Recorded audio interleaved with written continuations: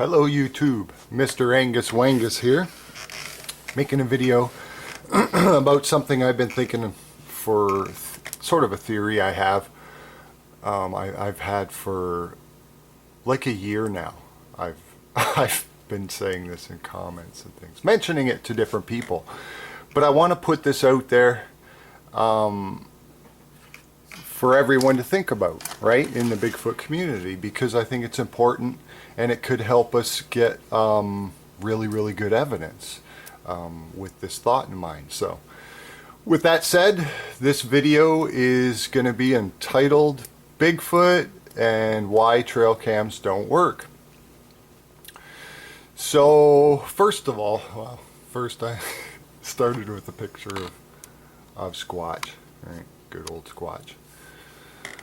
But first of all, I want to start by saying anyone who knows me, my YouTube channel, knows that I like to delve into free energy ideas and experiment with electricity and magnetism and things like that, as well as look for Bigfoot, right? These are my two main topics here on my YouTube channel.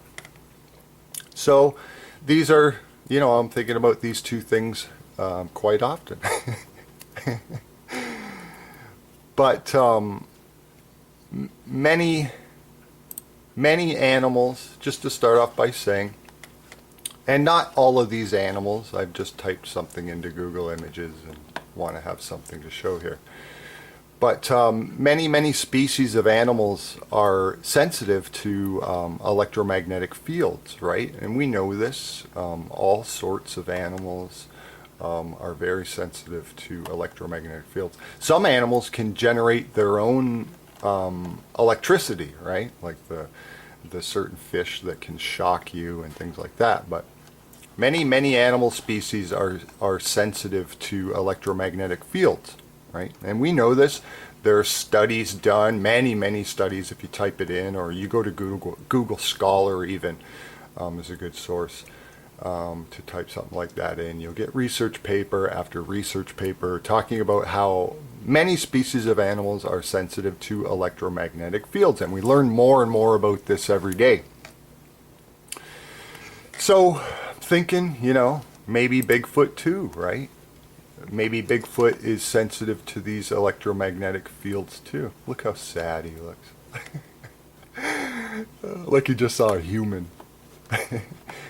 But maybe these guys are sensitive to electromagnetic fields as well, you know, like many of these other animals, right?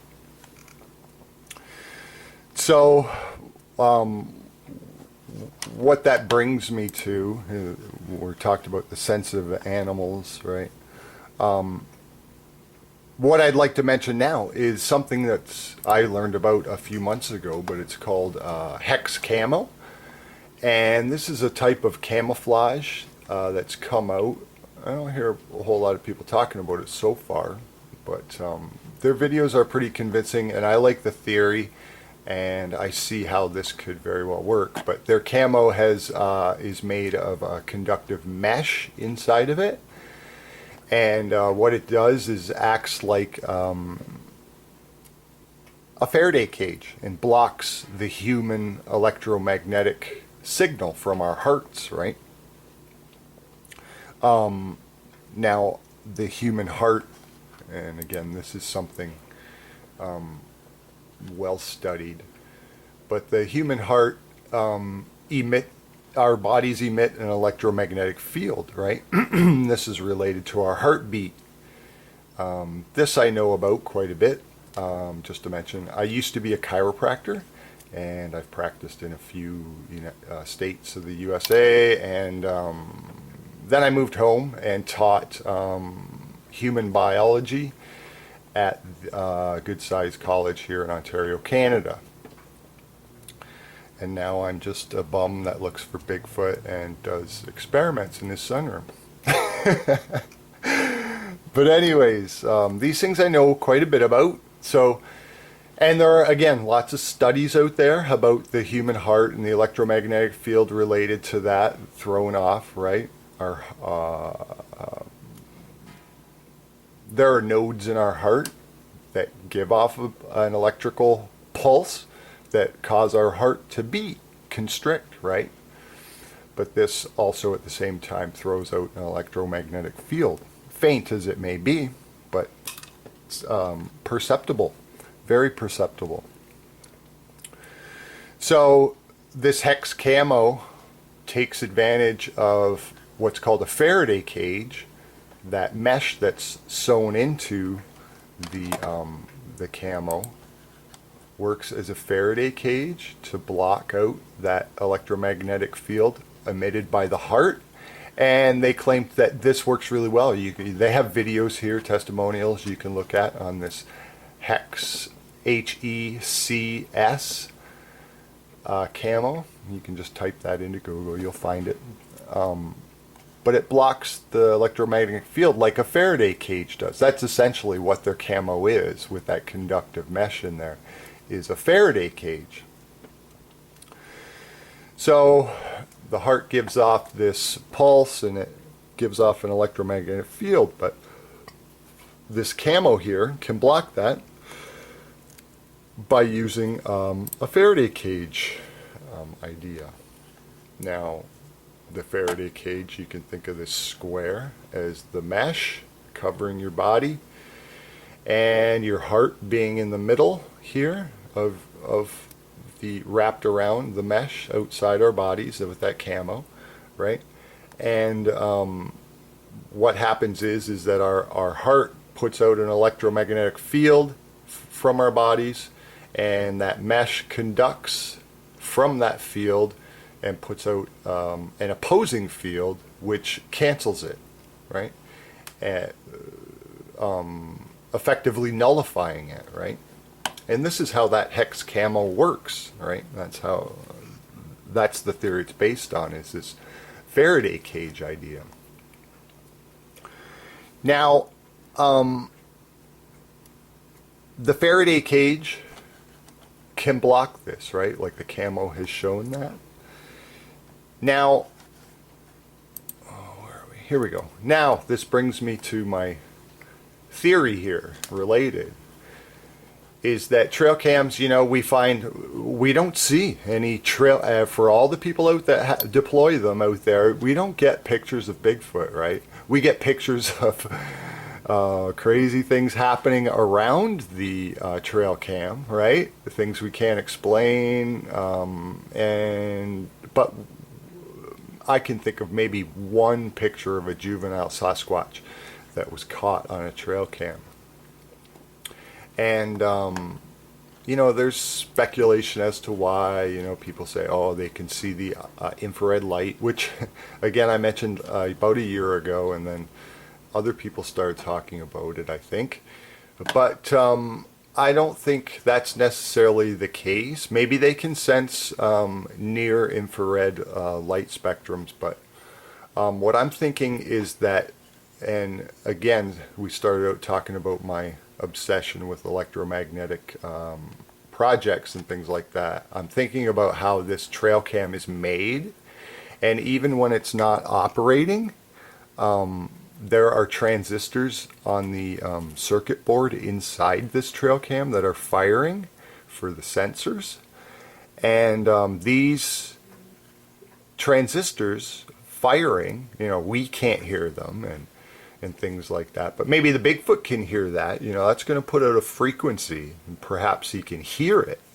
But what I'm maybe thinking is that transistor firing is also going to make an electromagnetic field. Again, however faint it is, but an animal sensitive would be able to sense that, right? So these trail cams are going to be making electromagnetic fields, even when they're sitting idle, right? Even when they're sitting idle waiting to take a picture, right? They're still operating, and there's probably at least one transistor in there firing, I'm thinking. So that firing in there is going to make an electromagnetic field, but if Bigfoot is very sensitive, he maybe can detect that, right? Like animals are sensitive to magnetic fields sometimes. And the trail cam then basically would become like a beacon, right? Like if you had a strobe light out in the, or a lighthouse out in the woods, right? If an animal is sensitive to that, it's going to detect it and probably be able to walk right to it, right? And then not trigger it. Now that's my thought, right? This is what I've been thinking for quite a while now as to why perhaps we don't get definitive pictures of a Bigfoot out in the woods with our trail cams. Now, finally, just to say, I'd like to see, I don't have a trail cam. I don't have a vast excess of cash, but also I've seen that they're ineffective for Bigfoot, right? How many clear pictures do we have out there, right? So I'm hesitant to drop the cash on this thing, but I would be, the way I would deploy it is to take this trail cam and wrap it with a Faraday cage.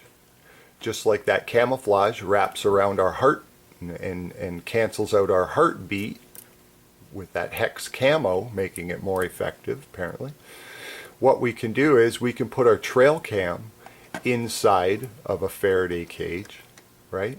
And this would neutralize the faint electromagnetic signal that it may be emanating or emitting even while it's sitting idle, waiting to take photographs with its sensor firing.